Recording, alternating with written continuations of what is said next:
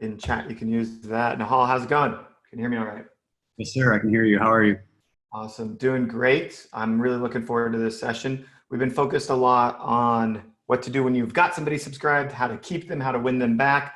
Now let's talk about how to get more of them, how to acquire new customers. And really from an advertising standpoint, I think it's for your subscription brand specifically, it's that balance of cost of customer acquisition to lifetime value. How long do we want to wait to recoup the cost that we've spent in acquiring the customer? Can we get that back in the first purchase? Does it take 2.5 months? Does it take 10 years? It has to be somewhere in between there. And when you can do the math, that informs a lot of times how to grow and scale advertising. And I think between that and what I think you're about to show us, I think people will have a really interesting idea of scalability of acquisition here. So I'll let you take it away. Awesome. Yeah, thank you for having me. And to that point, we're really on the complete opposite side of the spectrum. So our focus is specifically for subscription companies. How do we create front-end growth for back-end profitability? And the mindset on that is very important. And when it comes to Facebook ad implementation and Facebook advertising from a technical standpoint, from a strategic standpoint, there's so much focus on the technical that sometimes is not very clear from a business standpoint. How do I actually go from spending $100 a day or $500 a day up to 1,000, 3,000, 5,000, 10,000 per day without hurting my business, without breaking my business, without ruining the lives of my employees? And so that is what we do. So just to give you, I'll share my screen here so you guys can. So the presentation I put together is specifically on the 10 mindset shifts to scaling ad spend to 10,000 per day. And if you're spending $500 a day, if you're spending $100 a day, no matter what you're spending, the reason, if you're doing any form of advertising, this is not a technical presentation. This is a breakdown on how to approach advertising, especially if you're managing Facebook advertiser or a media buyer, or you're managing the marketing person who's making these decisions. It's important to figure out how to communicate to the thought patterns and decision making at that level. And so just to give you a quick background, my name is Nehal Kazim. I run AdPros. We spend about $800,000 a month in ad spend, primarily for subscription companies. They're all direct to consumers. And what we do is most of our clients spend about $100,000 per month. What we do is take them to $300,000, $400,000 per month. And so we only work with a handful of clients. Our approach is a lot tighter. We're not looking to grow a really big agency. And so I enjoy the growth process a lot. It's very challenging, especially during these times, and everything is pretty volatile. But even with that said, we're having record months for a lot of our clients, and we're seeing really, really good performance. I'm going to show you some of that today. But the approach comes down to how you actually operate, not technical implementation. So the way that I designed this training is with a few assumptions. So you're ready to scale mentally like you want to. You're ready to scale financially if you have access to capital in your company, or you just received some sort of capital. And then operationally, you have the inventory to actually scale. And it depends on what scale means to you. Scale could mean doubling your revenue. It could be 4xing or 5xing your company in the next 90 days. It just depends on what that is, on how aggressive you're looking to do it. And again, you're committed to it. So for everyone who's on here, if you could let me know, how much are you currently spending on Facebook per month, just so I have an idea of the range that you're spending. And if you're not spending and you're spending zero, that's fine too. So if you could go to the chat and let me know, that would be super helpful. So 60K, 50K, $500, appreciate it. Who else? 100K, $500. Great. So we have a lot of variance, which is great. This is relevant for no matter which level you're at. So 3K per month to 50K, awesome. So that's very helpful. Thank you for that. The reason I asked is because depending on where you're at and what you're looking to do, it really changes how you're going to be making these decisions. And so let's jump into it. So the way I structure this is I'm going to go rapid fire on the 10 mindset shifts. And again, what you're looking for listening to this is if you can get one shift that you can implement, that will change everything for you. And I mean that sincerely. And I'll show you why here shortly. So The part of these tactics or part of the implementation I'll be going through, you might have heard some of it, or you might have thought about it but not implemented, or it might be the first time, and you're going to get, I'm assuming, some sort of recording, or if you're listening right now, you can go back. But the important thing is, like, just don't take this for granted. So the reason is that the trap I see with media buyers a lot is that they say, I already know that. And one of the rules that we've developed in our company is that it doesn't matter if we know something or not, have we done it? And when's the last time we did it? Because rules break all the time. The same thing that was working stops working. It might start working again. And so it's very important, if you hear any of this that you already know, I challenge you on if you implemented it and how recently have you implemented it. And then in terms of like just knowing where you're actually at, just be honest with yourself, because if I'm going to ask you a couple of questions on how you guys want to scale, and I think it's important to understand just from a communication standpoint, is everyone on the same page? And we'll go through that. So that is it. So the first thing is defining the goal. So here are a couple of like questions to ask, right? So what is scale to you right now? And so, for example, if you're spending $50,000 a month, is scale to you spending $100,000 a month? If you're doing 100 orders a day, is scale to you 200, 300, 500? And is that aligned all the way down across the company? And what I mean by that is, especially if there are investors or people who are backing the company financially, as well as there's leaders of the company, I see disconnects from the investors to the founder or the main operator versus the main person leading the company to the person who's doing the marketing or the media buying. And so just not having that communication in place really hurts the process, because everyone isn't on the same page, right? So what is scale? And so if the commitment is, guys, we must hit $1 million a month in revenue, then what are the actual stepping stones to get there? So if you're at $50,000, the next milestone may be 100,000. How many orders is that? How much ad spend is that? How much return on ad spend on Facebook is there? What other traffic sources are we doing? So I think that's such an important fundamental question, but because most people don't answer it because it's so simple, and then they don't communicate it, it just doesn't work, and it creates a lot of friction. And then, like I mentioned, what are the milestones along the way? So, and I'm going to show you a couple examples of that, of how to adjust your expectations as you go. And why do we want that? And so from your company standpoint, this is super important, because we have a company that went from about 40,000 per month. They're going to, in last May, in revenue. Now they're going to finish this month. They're already at 240,000. They'll finish at 250, 255 by the end of the month. But for them, they actually care about really high growth acquisition and very low profit margins, because they're trying to get 15 other formulas from this manufacturer. And so if they can show market adoption, and they can show retention, if they can show how to scale a company on one product, then they get the additional supplements and additional formulas. And so for most business people or for a media buyer, what they're looking at is, how high is your ROAS, bro? Like that's the competition always, or how much money are you spending? But what's the actual end goal, and aligning people to that? Because if you need a 300% ROAS on the same day, meaning return on ad spend, if you need that every single day, that's very different from some of the clients we're working with, where their target is 80% or 100% ROAS. So they spend $1 and they get $1 back. And for them, that's fine. That's actually acceptable. But for other businesses, especially if you're bootstrapping, your minimum might be, I need 150, I need 180, whatever your break even is. And so what are the milestones along the way? And then why do you want that?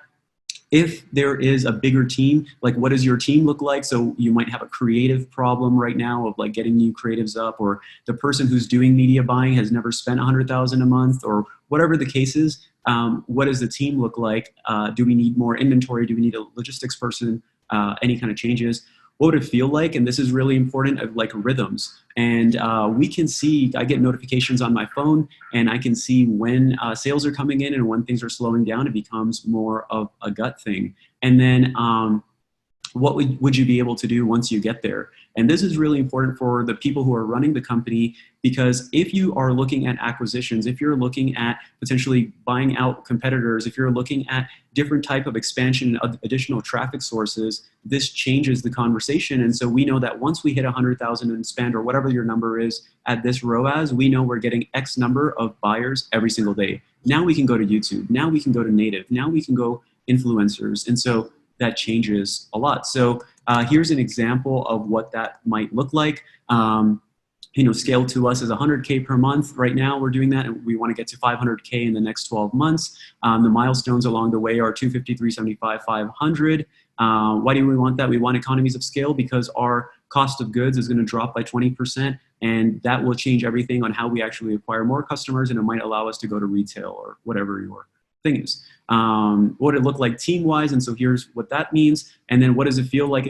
I mentioned the traffic sources, and so that is number one. So the goal is super important because if the goal is just to spend more money or make more revenue, it's very hard to communicate that with the rest of the team.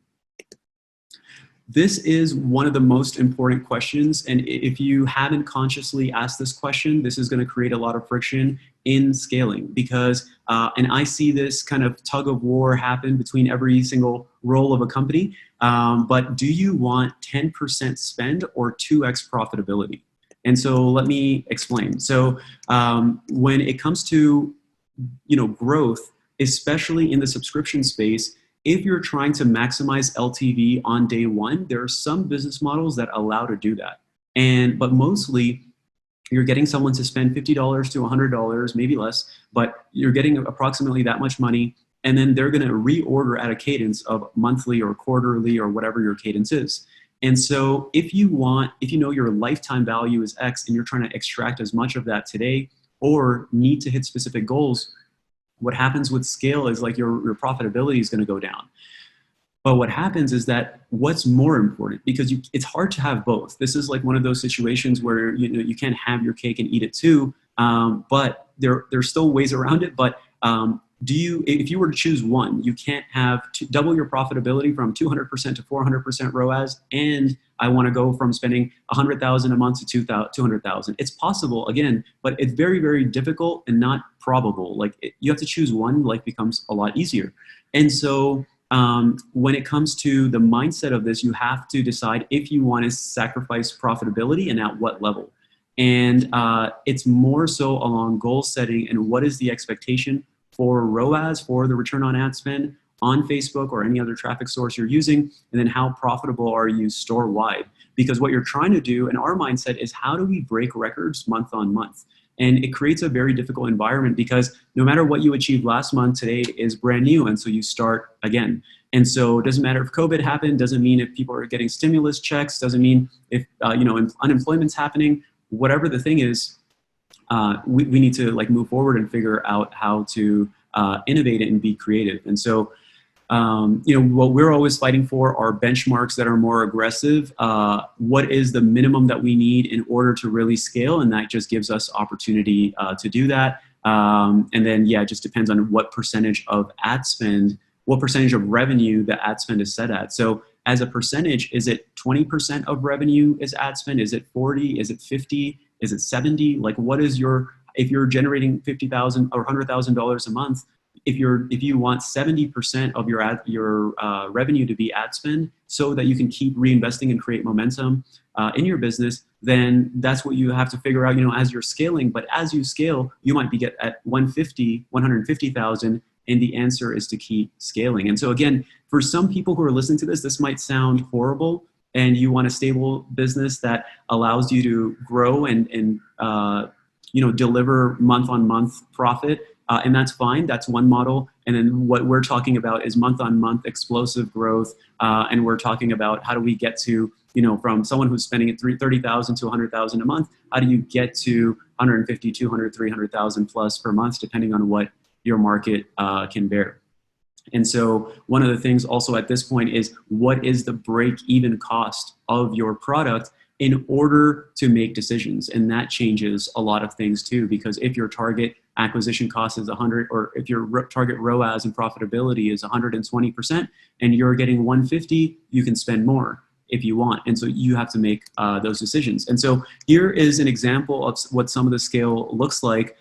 when we're able to make the right decisions on how do we actually basically double down. If we're hitting specific metrics, then we should be able to scale. And so we came into an account May 2019, and so they were doing about 35,000 in ad spend, or sorry, in revenue. It was about 30 to 40,000 in ad spend, and so they're negative. And so month on month, we were able to have these breakthroughs, and September is just when I took that specific screenshot. But this is an example of the number of orders, how this influences how you're actually operating. Because if you look at May, for example, it's 454 orders, June 525, July 1,000, August 1,600, and now this is April of 2020, as you can see in top left, and you can see we started here, right? And so it can happen super quickly. We had turbulent months.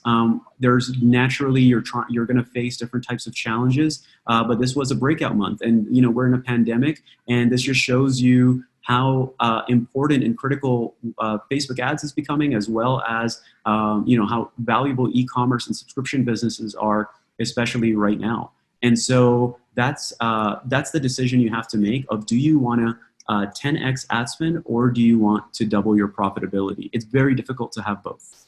Choose one. Next, do you want a profitable front end versus a profitable back end? And so, what's more important right now based off of where you are in your company? And so what we're looking for is, we're trying to figure out cash flow break even. Can we do that on day one? If we can do that, amazing. Some businesses have the ability to spend negative and acquire customers at a negative and spend a lot more that way. If that's you, great. If you're doing it based off of cash flow and profit, then it changes the way that you make these decisions for sure. And so there's a question, what are the primary reasons why growth plateaus even as ad spend increases? So there are different types of challenges. Just to give you the context for why we plateaued here, I'll just be super honest. Let me go back to this. So if you look at this, we came in May, and then August happened, or until August, and then we had a little bit of like turbulence. We made a little bit more money, and then we realized that this was not a great Q4 product. This is a child supplement, and children are on vacation. This is like to help them focus and that kind of thing. And it just didn't convert that well. People just didn't value it as much. And then you saw the bump as soon as January happened, because we used back to school messaging, and then that changed how people were consuming it. So you can see maybe another 50 grand in revenue. And then we had some challenges on CPMs and delivery a lot during this time. And I'm glad, even during COVID when it started, we were still able to finish a little bit higher than the previous months. And then this month, it's just been phenomenal, because this is a product for children and supporting them with focus and hyperactivity. And so this is it happened to work out very well.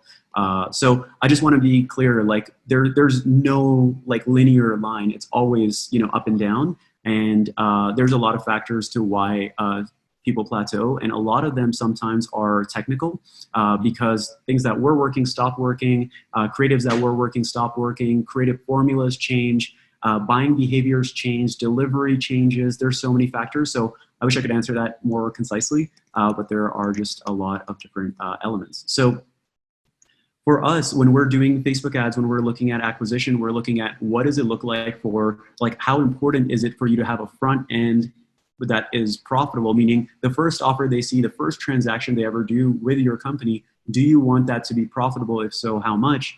Or do you want break even on the front end in order to make back end profitability? And that's usually our focus. And if that is a struggle right now, this is the way, this is the calculation on geometric growth by Jay Abraham. And what he talks about, if you look at the first row, you'll see that there's 1,000 customers spending $100 and they buy twice. And so are you able to increase the average order value that they're spending on the first transaction, or lifetime value? And or are you able to increase how frequently on average they buy from you? And you can see that the 10% increases aren't just a 10% bump, and 30% increases just aren't a 30% bump on that. So This is really, really critical. And so the focus is if you can assign people these three metrics, it really changes how you'll operate, because my responsibility in my teams is customers and customer acquisition. There's another person on the team that just focuses on average order value, and a different person. So I'm talking about conversion rate optimization, getting people to spend more. And then lifetime value is getting people to spend more over the lifetime of their of their transactions with you. And so those are very different skill sets, and there's very different thoughts and planning and execution time that goes for each one. So again, what all of that breaks down to, my responsibility is to get more customers. There's another person responsible to increase how much money they spend, especially on that first transaction.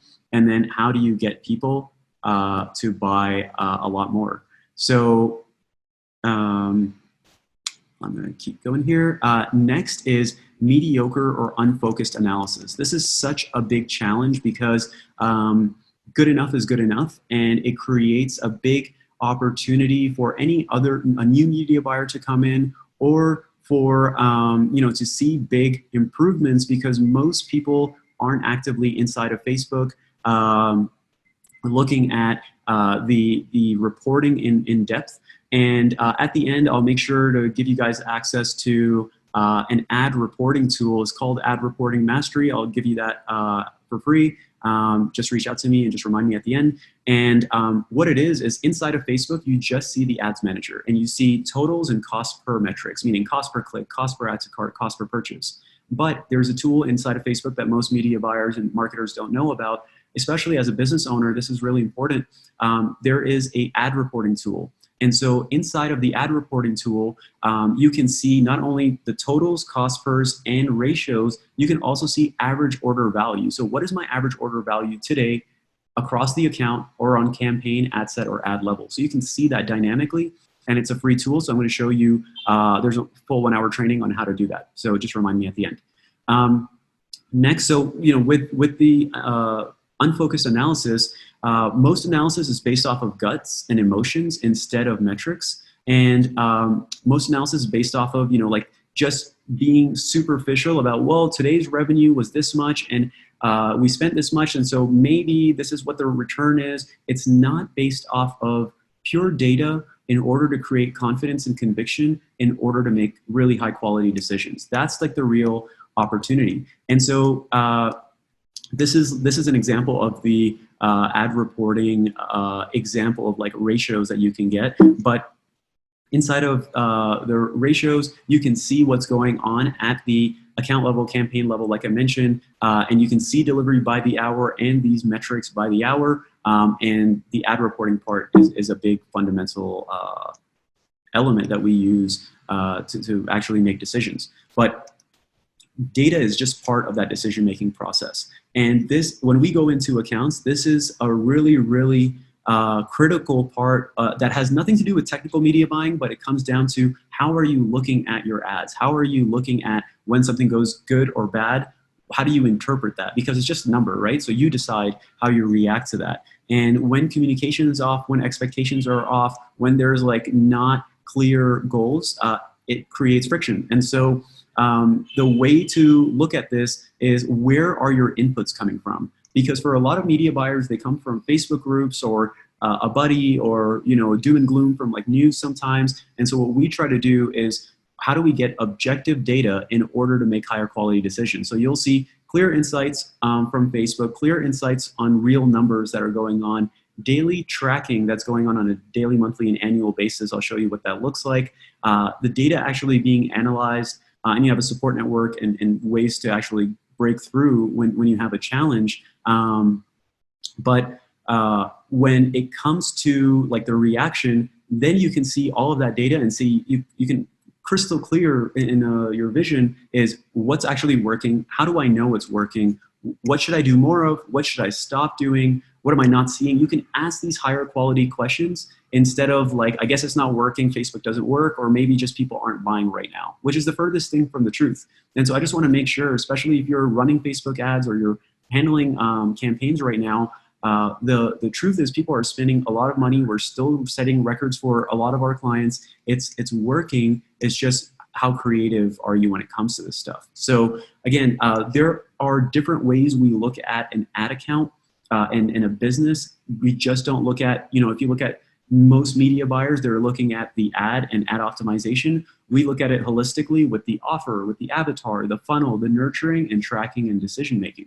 And then from there are a handful of decisions. But right now we're talking about tracking and decision, right? Like when it comes to media buying and scale. And so inside of tracking and decision making, there are different decisions you can make. And if you haven't defined these 3 decisions, this is really, really important. One, how do you decide on when to scale? What does your ROAS need to be on the store? What does your profitability or your revenue to ad spend number, that ratio need to be in order to scale? At what point do you maintain or decrease ad spend? That's very important too. So we have a client right now, they ran out of product. It's not because we scaled, we did, but the actual industry changed because this specific product is in such high demand, they didn't plan on this obviously happening, and their inventory ran out. So we came in, we increased ROAS, scaled, whatever, but what happened is because now you don't have inventory, ROAS just dropped by 50%. And for them, that's almost half. So when ROAS drops by 50%, the last thing we want to do is scale more so we can lose money faster. And so instead, we have metrics in place of what does it need to look like from a metric standpoint. So we have to decrease spend, and at what point do we have to shut off ads? It's too unprofitable. And so those decisions are critical. And so again, to be crystal clear, how do you decide to scale spend? If this is not clear in your company, there's a lot of money being left on the table because for a client of ours, for example, they want just break even on Facebook ads. So if their cost of goods sold is about 15%. And so, there's additional costs, there's a refund buffer or payment processing or any other additional costs you can add, but their benchmark they set is 120%. And so when it's 120%, if it's not below that, meaning 100% or anything more significant, keep going. And when we're having days right now that are 140, 180 plus, and so that means we can keep going, keep spending. And so I just think that's really important. If it's not clear right now of how you're scaling, of how you actually decide to keep scaling, that's super important. And then how do you maintain or decrease spend? And then how do you pause the spend? And so here are some of the technical mindset shifts when it comes to how do you actually react and implement. And so most media buyers make decisions based off of 1-day data. So what that means is that if your target is 150% end of day, and by the morning at 10 a.m., you're at like 80%, things are bad, let's turn off a bunch of ad sets, let's turn off a bunch of campaigns. And that's not necessarily required.